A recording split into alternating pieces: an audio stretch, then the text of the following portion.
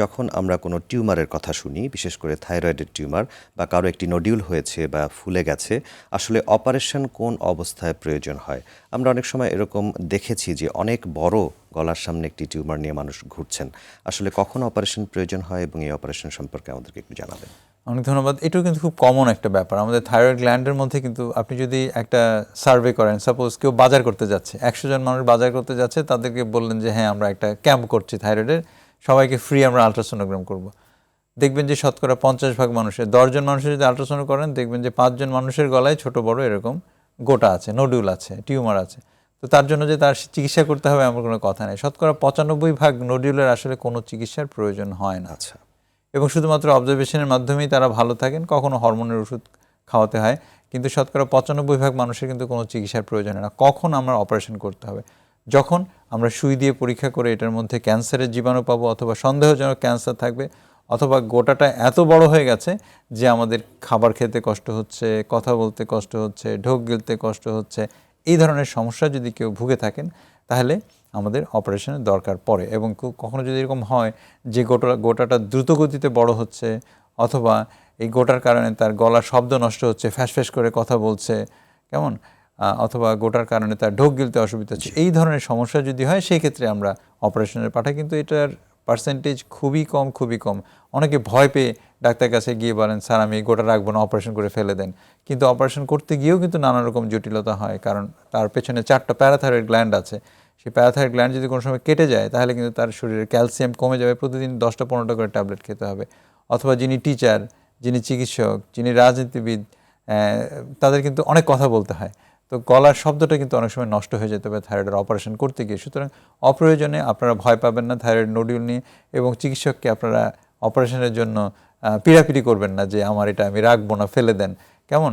বেশিরভাগ ক্ষেত্রে বললাম, যেটা শতকরা ৯৫ ভাগ ক্ষেত্রেই কিন্তু এইটার অপারেশনের প্রয়োজন হয় না। আচ্ছা, আপনার কাছে আমরা পরিচ্ছন্ন ধারণা পেলাম।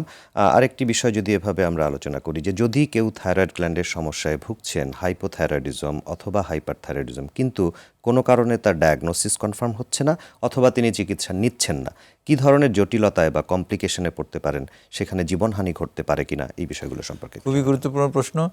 জটিলতা, জীবনহানি বলার আগে আমি বলতে চাই, এগুলো কিন্তু প্রতিরোধযোগ্য। জটিলতাও প্রতিরোধযোগ্য, কারণ রুগীরা ভয় পাবে। তার আগেই বলি, এগুলো সব কিন্তু ম্যানেজেবল। এই যে থাইরয়েডের জটিলতা, সবই কিন্তু প্রতিরোধযোগ্য। চিকিৎসা করলে এগুলো কিছুই হবে না।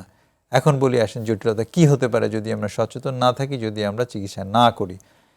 থাইরোটক্সিক ক্রাইসিস বলে একটা রোগ আছে, হাইপারথাইরয়েডিজম। হরমোন বাড়তে বাড়তে বাড়তে বাড়তে এমন একটা পর্যায়ে যেতে পারে, যেটাকে আমরা ক্রাইসিস বলি, যেখানে আইসিইউতে ভর্তি হওয়া লাগতে পারে, এবং মৃত্যুর ঝুঁকি 50%-এর বেশি যদি থাইরোটক্সিক ক্রাইসিস হয়। আর হাইপোথাইরয়েডিজম থেকে যদি চিকিৎসা না করে, তাহলে হাইপোথাইরয়েডিজমের জন্য মিক্সেডেমা কোমা বলে একটা রোগ আছে। কোমা তো আপনারা বোঝেন, যে অজ্ঞান হয়, আইসিইউতে ভর্তি হতে হয়। সেটাও কিন্তু হতে পারে যদি আমরা চিকিৎসা একদমই নেগলেক্ট করি, একদমই চিকিৎসা না করি, কেমন, এবং একদমই সচেতন না থাকি, ডাক্তারের সাথে যোগাযোগ না রাখি।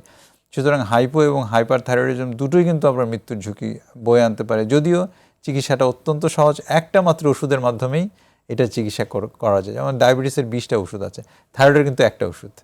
এই একটা ওষুধের মাধ্যমে কিন্তু আপনি সম্পূর্ণ সুস্থ থাকতে পারেন।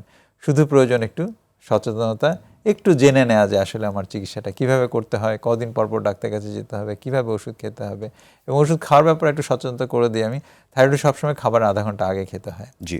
এবং এটা খাওয়ার পরে ৪৫ মিনিট পর্যন্ত আপনি চা, কফি, দুধ এগুলো খেতে পারবেন না। অন্য ওষুধের সাথে অনেক সময় যোগ করে খেলে থাইরয়েডের গুণাগুণ নষ্ট হয়। যেমন হচ্ছে আয়রন, ভিটামিন, গ্যাস্ট্রিক, ক্যালসিয়াম, এই ধরনের ওষুধ যদি থাইরয়েড ওষুধ খাওয়ার 4 ঘন্টার মধ্যে আপনি খান, থাইরয়েডের কার্যকারিতা সম্পূর্ণভাবে নষ্ট হবে, এবং অযথা আপনার ওষুধটা নষ্ট হবে, কোনো কাজে আসবে না।